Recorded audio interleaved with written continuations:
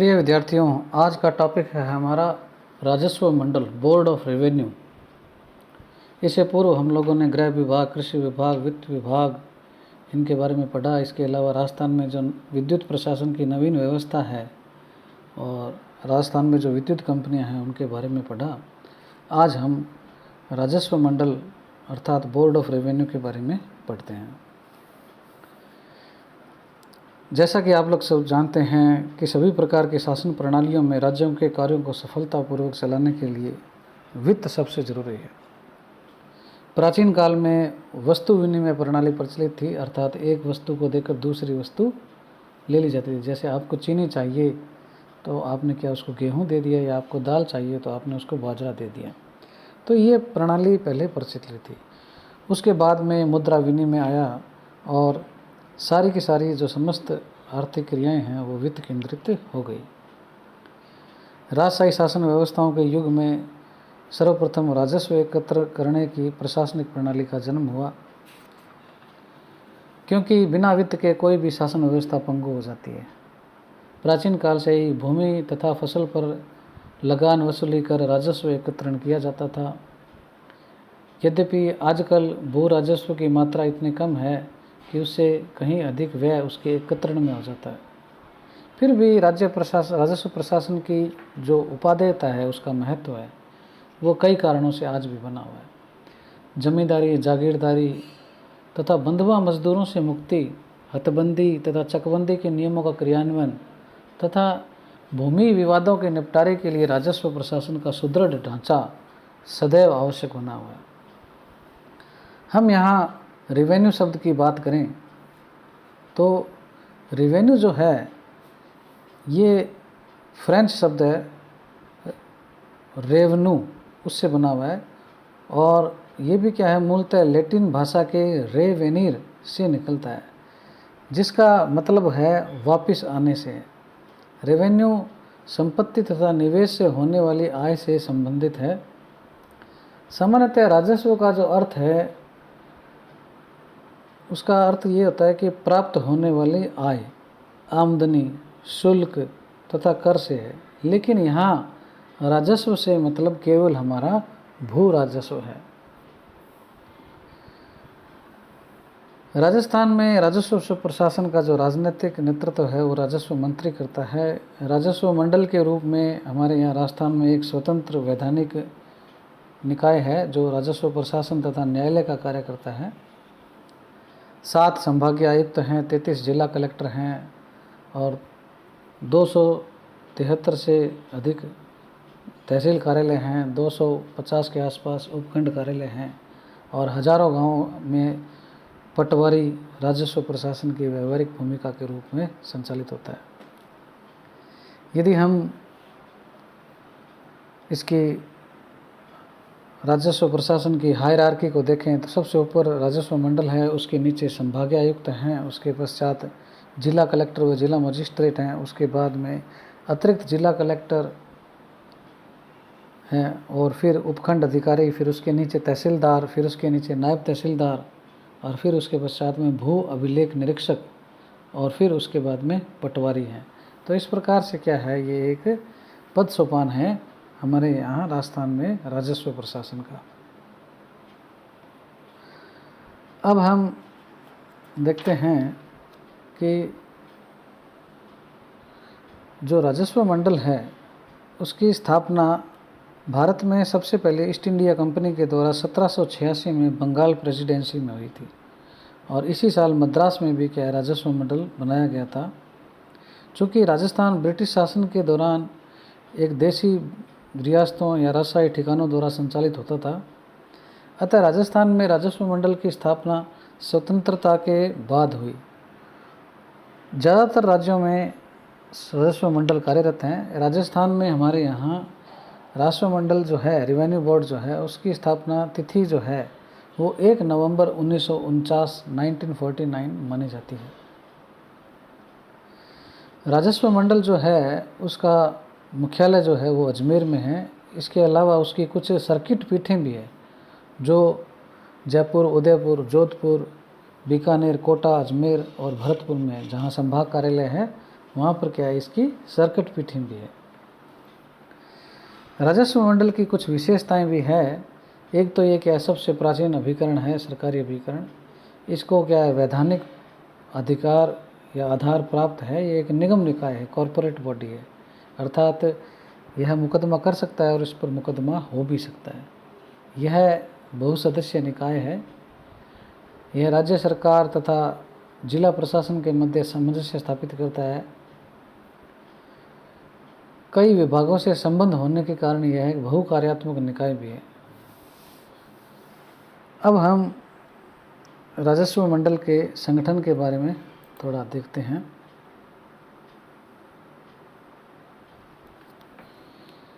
राजस्व मंडल राजस्थान की संरचना ब्रिटिश भारत के अधीन रहे प्रांतों के राजस्व मंडल से लगभग मिलती जुलती है। ब्रिटिश काल में प्रांतीय गवर्नर ही राजस्व मंडल का अध्यक्ष होता था। स्वतंत्रता के बाद राज्य सरकारों द्वारा मंडल के अध्यक्ष व सदस्यों की नियुक्ति की जाने लगी। राजस्थान में राजस्व मंडल की संरचना तथा कार्यप्रणाली का जो वर्णन है वो राजस्थान भू राजस्व अधिनियम 1956 की धारा 4 तथा भू राजस्व अधिनियम 1971 में किया गया है। राजस्थान भू राजस्व अधिनियम 1956 के लागू होने के बाद राजस्व मंडल अध्यादेश जो 1949 था, जिसके तहत इसकी स्थापना हुई थी अध्यादेश के द्वारा, उसको क्या है, समाप्त कर दिया गया। वर्तमान नियमों के अनुसार राजस्व मंडल जो है उसमें एक अध्यक्ष होता है और करीब 20 सदस्य हैं। उसके पश्चात इसका एक रजिस्ट्रार भी है और इसके अलावा अतिरिक्त रजिस्ट्रार, संयुक्त निदेशक, एनालिस्ट कम प्रोग्राम, उप रजिस्ट्रार प्रशासन, उप रजिस्ट्रार विभागीय जांच, उप रजिस्ट्रार भू अभिलेख और अतिरिक्त रजिस्ट्रार वित्त व लेखा हैं। सरकार द्वारा अध्यक्ष की नियुक्ति की जाती है और वह आईएएस अधिकारी होता है और इसके लिए कुछ शर्तें या प्रावधान किए गए हैं अध्यक्ष के लिए। एक तो वो राजस्थान संवर्ग का आईएएस अधिकारी हो और उसने कम से कम राजस्थान में 12 साल क्या है सेवा कर ली हो, और जो रेवेन्यू बोर्ड का चेयरमैन या जो अध्यक्ष है उसका जो पद है राजस्थान में जो मुख्य सचिव है उसके समकक्ष होता है। और इस पद पर आईएएस का जो सुपर टाइम स्केल है उसके अधिकारी को ही नियुक्त किया जाता है। कभी कभी मुख्य सचिव रह चुका अधिकारी भी इस पद पर पदस्थापित कर दिया जाता है और ज़्यादातर 2 वर्ष के लिए क्या है अध्यक्ष पद पर नियुक्ति की जाती है। राजस्व मंडल का अध्यक्ष तहसीलदार या नायब तहसीलदारों की नियुक्ति करता व अनुशासन का अधिकारी होता है। अब हम राजस्व मंडल के सदस्यों के बारे में देखते हैं। वर्तमान में एक अध्यक्ष तथा 20 सदस्यों के पद इसमें सृजित हैं। सामान्यतः राजस्थान में राजस्व मंडल के सदस्यों के सभी पद भरे हुए नहीं रहते हैं। राजस्थान भू राजस्व मंडल के अध्यक्ष व सदस्यों के लिए नियम बनाया हुआ है 1971। उसके तहत क्या है, सदस्यों की नियुक्ति होती है। इसमें 4 प्रकार की कैटेगरी के सदस्य होते हैं जिनको हम देखते हैं। पहला जो है वो भारतीय प्रशासनिक सेवा कैटेगरी के सदस्य होते हैं, आईएएस कैटेगरी के, और उनके लिए भी क्या कुछ योग्यताएं हैं कि राजस्थान संवर्ग के हों और कम से कम 12 वर्ष की राजस्थान में सेवा कर चुके हों। 2 जो सदस्य होते हैं वो राजस्थान उच्च न्यायिक सेवा, जिसको RHJS कहते हैं, उससे संबंधित होते हैं। उसके लिए भी क्या है, वह उच्च न्यायिक संवर्ग का हो और उच्च न्यायालय का न्यायाधीश बनने की योग्यता रखते हो। 2 एडवोकेट भी होते हैं जो उच्च न्यायालय के न्यायाधीश नियुक्ति किए जाने के योग्य हो। और 11 जो सदस्य हैं वो क्या है, RAS होते हैं। और RAS जो इसमें से लगाए जाते हैं वो क्या है, सुपर टाइम स्केल की श्रृंखला प्राप्त होने चाहिए। प्रशासनिक संवर्ग के जो अधिकारी हैं उनका जो चयन होता है वो मुख्य सचिव की अध्यक्षता में जो बनी हुई समिति है उसके द्वारा होता है। यह जो समिति है वो राज्य सरकार के द्वारा गठित की जाती है और समिति की सिफारिशों पर ये जो दोनों श्रेणियां हैं IAS और RAS, उसमें से क्या है 4 सदस्यीय एक राजस्व मंडल नियुक्त किया जाता है। चयन समिति जो होती है उसमें राजस्थान उच्च न्यायालय का मुख्य न्यायाधीश पदेन अध्यक्ष होता है, राजस्थान लोक सेवा आयोग के अध्यक्ष सदस्य होते हैं पदेन, और राज्य का मुख्य सचिव जो होता है वो पदेन सदस्य होता है, और राजस्थान राज्य राजस्व मंडल जो है रेवेन्यू बोर्ड के जो अध्यक्ष हैं वो भी इसमें पदेन सदस्य होते हैं, और राजस्थान सरकार के जो राजस्व विभाग का सचिव है वो इसमें क्या है सदस्य सचिव होता है। इस प्रकार से क्या है 5 सदस्यीय एक समिति होती है। अब हम पदावधि की बात करें तो राजस्व मंडल में भू राजस्व अधिनियम है 1956, उसकी जो धारा 5 है उसके अनुसार राजस्थान राजस्व मंडल के समस्त सदस्य राज्यपाल के प्रसाद पर्यंत कार्य करते हैं। इस अधिनियम में मंडल के सदस्यों की सेवानिवृत्ति के संबंध में कोई आयु सीमा निर्धारित नहीं है, लेकिन सामान्यतः सेवानिवृत्ति की जो आयु होती है 60 वर्ष, उस पर सेवानिवृत्त हो जाते हैं। एक नई परंपरा भी है कि अब IAS अधिकारियों को सेवा में रहते हुए सेवानिवृत्ति के समय से पूर्व त्यागपत्र दिलवाकर राजस्व मंडल में नियुक्त किया जाता है ताकि वे 62 वर्ष की आयु तक पद धारण कर सके। इसी तरह अध्यक्ष या सदस्य की मृत्यु, पद त्याग, नियुक्ति के द्वारा अवसान या अस्थायी अनुपस्थिति के कारण यदि कोई पद रिक्त हो जाए तो मंडल का गठन अविधि मान्य नहीं समझा जाता। राजस्व मंडल की कुछ पीठें या बेंचेज भी हैं, उनके बारे में भी हम देखते हैं। राजस्व मंडल में आने वाले मुकदमों की सुनवाई के लिए 1 सदस्यीय, द्विसदस्यीय या पूर्ण मंडल की पीठें या बेंचें बनाई जाती है। अधिकांश मुकदमे 1 सदस्यीय पीठ तक सीमित रहते हैं, किंतु 1 सदस्यीय पीठ के निर्णय के विरुद्ध द्विसदस्यीय पीठ में भी अपील की जा सकती है। सदस्यों की शक्तियों, कार्यों और कर्तव्यों का वर्णन जो है वो राजस्थान राजस्व मंडल कोर्ट मैनुअल में दिया गया। सदस्यों की मुकदमों की सुनवाई के अलावा विभिन्न जिलों पर नियंत्रण व पर्यवेक्षण हेतु प्रभारी भी बनाया जाता है ताकि राजस्व अपील के जो न्यायालय हैं, जिला कलेक्टर्स और तहसील कार्यालयों पर निगरानी रखी जा सके। राजस्व मंडल के जो दिन प्रतिनिधित्व के कार्य हैं उनको निष्पादित करने के लिए एक रजिस्ट्रार, जिसको हम निबंधक भी कहते हैं, जो भारतीय प्रशासनिक सेवा का अधिकारी होता है, उसको नियुक्त किया जाता है। रजिस्ट्रार की सहायता के लिए अतिरिक्त रजिस्ट्रार भी होते हैं और उप रजिस्ट्रार भी होते हैं, ये हम देख चुके हैं। मुकदमों की सुनवाई हेतु समन जारी करने, नोटिस जारी करने, निर्णयों को क्रियान्वित करने तथा अन्य कार्यवाहियाँ पूर्ण करवाने के लिए रजिस्ट्रार ही उत्तरदायी होता है। राजस्व मंडल में आने वाले मुकदमा, प्रार्थना पत्रों, अपीलों को प्राप्त करने, समस्त प्रकार के भुगतान करने, आवश्यक आदेश जारी करने, डिक्री भेजने, बिना लड़े हुए मुकदमों का निस्तारण करने तथा मंडल के कार्मिक प्रशासन जैसे भर्ती, प्रशिक्षण, पदोन्नति, वेतन, स्थानांतरण, अनुशासनात्मक कार्रवाई के लिए भी रजिस्ट्रार जिम्मेदार है। मंडल का रजिस्ट्रार राज्य के कानून को जो हैं, रेवेन्यू इंस्पेक्टर जो हैं और पटवारी जो हैं, उनके सेवा संबंधी मामलों पर नियंत्रण रखता है। राजस्व मंडल में कार्यरत सदस्यों में 1 सदस्य को निदेशक भू अभिलेख भी कहा जाता है। यह अगस्त 1994 में की गई आंतरिक प्रशासनिक व्यवस्था के अंतर्गत मंडल में कार्यरत IAS संवर्ग के सदस्यों को मंडल के संभागों का प्रभार दे दिया गया है। 1994 में से ये व्यवस्था की गई है।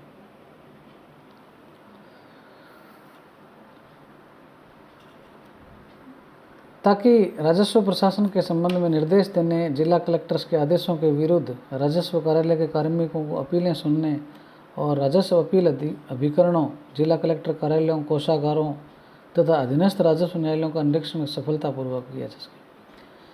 इसी प्रकार राजस्व मंडल जो है उसकी आंतरिक कार्यप्रणाली में कार्यरत विभिन्न शाखाओं के प्रभारी भी IAS वर्ग के सदस्यों को बनाया जाता है।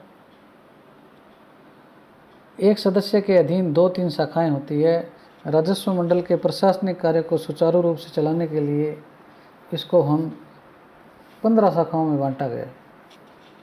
पहला है प्रशासन शाखा, दूसरी राजस्थान तहसीलदार सेवा शाखा। ये जो शाखाएं हैं 15 शाखाएं इसमें दी गई है, 15 शाखाएं हैं ये।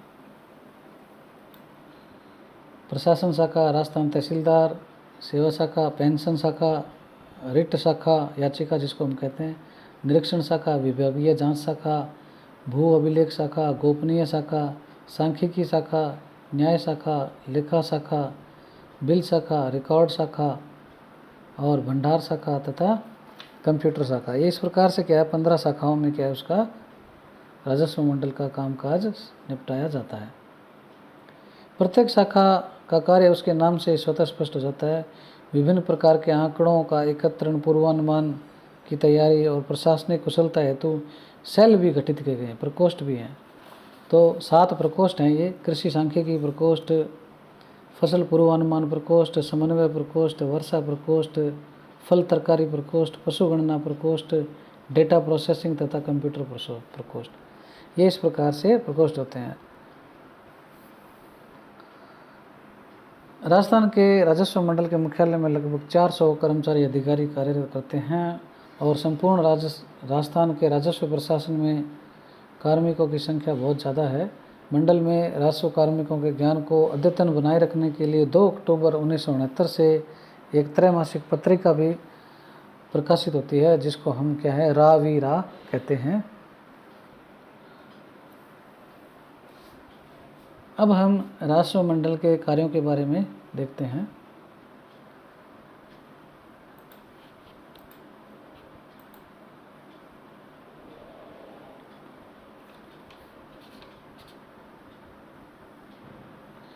पहला जो कार्य है वो है राजस्व प्रकरणों के सर्वोच्च न्यायालय के रूप में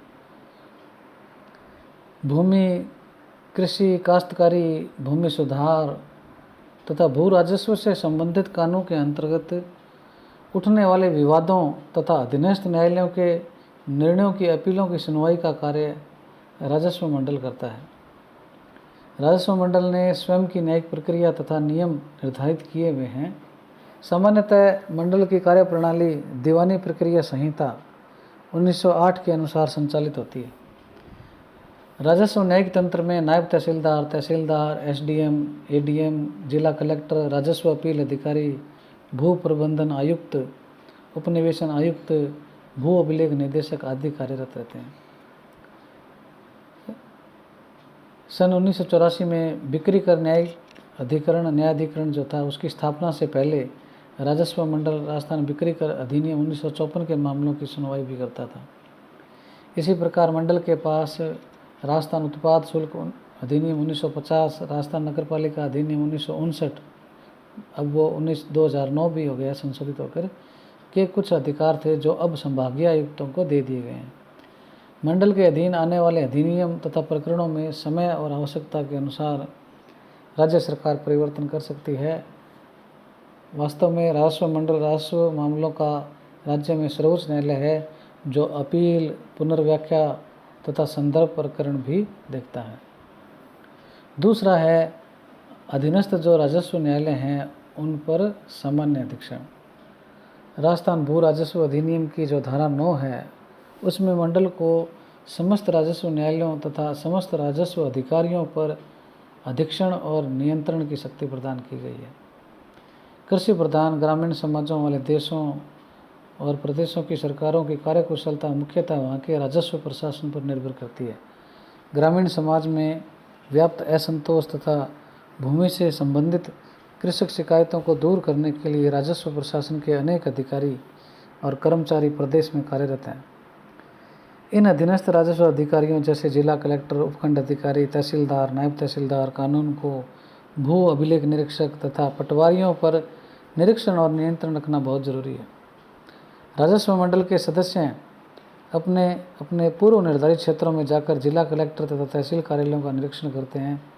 इस प्रकार के निरीक्षण से न केवल अधीनस्थ अधिकारी सचेत रहते हैं बल्कि राजस्व न्यायालयों तथा कार्यालयों की कार्यकुशलता और अभिलेख प्रणाली में भी सुधार होता है। किंतु ऐसा तभी हो सकता है जबकि निरीक्षण बिना पूर्व सूचना के तथा नियमित रूप से होते रहे। जिला कलेक्टर द्वारा द्विमासिक, संभागीय आयुक्त द्वारा 6 मासिक तथा राजस्व मंडल द्वारा त्रैमासिक एवं वार्षिक निरीक्षण रिपोर्ट तैयार की जाती है। मंडल के नियंत्रण में करीब 500 से अधिक तहसीलदार और करीब 600 के आसपास नायब तहसीलदार कार्यरत हैं। राज्य में करीब 1040 के आसपास पटवार सर्कल हैं। मंडल द्वारा राजस्व नागरिक अधिकार पत्र की अवहेलना के दोषी 2 भू अभिलेख निरीक्षकों तथा 21 पटवारियों को निलंबित भी अभी तक किया जा चुका है। तो इस प्रकार से जो राजस्व न्यायालय हैं अधीन, उन पर क्या है, अधीक्षण और नियंत्रण का ये कार्य करता है। अब हम जो विभागीय प्रशासन से संबंधित है उसके कार्यों को देखते हैं। राजस्व मंडल अर्ध न्यायिक प्रकृति का न्यायालय है और प्रशासनिक संगठन का मिश्रित रूप धारण किए हुए हैं। भूमि संबंधी प्रकरणों की सुनवाई तथा अधीनस्थ राजस्व न्यायालयों अधिकारियों के अधीक्षण के अलावा ये जो उपरोक्त जो कार्य बताए गए हैं, 2 जो हमने पढ़े, उसके अलावा भी क्या कई प्रशासनिक गतिविधियां को क्या वो संचालित करता है। राजस्व मंडल भू राजस्व की जो दरें हैं उसका निर्धारण व संशोधन करता है। जो रेवेन्यू कलेक्ट करता है पटवारी, उसकी दर कितनी होगी उसका निर्धारण करता है और उसमें संशोधन करता है। भूमि से संबंधित जो अभिलेख हैं उसका संधारण और भंडारण करता है। ये हमने पढ़ लिया। पटवारी है, कानूनगो है, नायब तहसीलदार है, एसडीएम है, ये सब क्या है, लैंड रिकॉर्ड को तैयार करने से जुड़े रहते हैं। नीचे से ऊपर तक कड़ी बनी हुई है। संपूर्ण राज्य में भू राजस्व कानूनों का क्रियान्वयन और प्रशासन करता है। हमने पद सोपान के माध्यम से देखा है। भू राजस्व की वसूली और बजटीय नियंत्रण करता है। भूमि, कृषि, वर्षा, फसल, पशुपालन से संबंधित आंकड़ों की सांख्यिकी और एकत्रण भी करता है। भू राजस्व प्रकरणों पर राज्य सरकार को परामर्श देता है। राजस्व प्रशासन में कार्यरत कार्मिकों की जो पदोन्नति है, प्रमोशन है या अनुशासनात्मक कार्रवाई है, वो भी ये करता है। पटवारी की जो परीक्षा है और उससे संबंधित जो अन्य प्रक्रियाएं हैं उनको संचालित करता है। कृषि जोत जो है उसकी पासबुकों का वितरण करवाता है। राजस्व विभाग के नागरिक अधिकार पत्र को क्रियान्वित करवाता है। विभागीय जो पत्रिका रावीरा है उसका प्रकाशन कराता है और प्रशिक्षण संस्थानों से क्या है, समन्वय करता है। ग्राम सभा की बैठकों में जमाबंदी पढ़कर सुनाई जाए, इसको ये सुनिश्चित करवाता है। इस प्रकार से राजस्व मंडल के पास अनेक जिम्मेदारियां हैं जो प्रदेश की ग्रामीण व कृषि अर्थव्यवस्था तथा सामाजिक न्याय को सुनिश्चित करने के लिए बहुत ज़रूरी है। राजस्व मंडल राज्य के राजस्व मामलों में अपील, संशोधन तथा संदर्भ की सर्वोच्च संस्था है, ऐसा हम लोगों ने पढ़ा। इसका निर्णय अंतिम होता है, परंतु फिर भी यदि किसी को लगे कि मंडल ने अपने क्षेत्राधिकार का उल्लंघन किया है या कोई अस्पष्टता या विवाद है तो हाई कोर्ट में भी इसकी विरुद्ध अपील की जा सकती है। तो इस प्रकार से हम लोगों ने आज राजस्व मंडल के बारे में पढ़ा। आपको किसी प्रकार की शंका हो तो आप मुझसे व्हाट्सएप के माध्यम से संपर्क कर सकते हैं।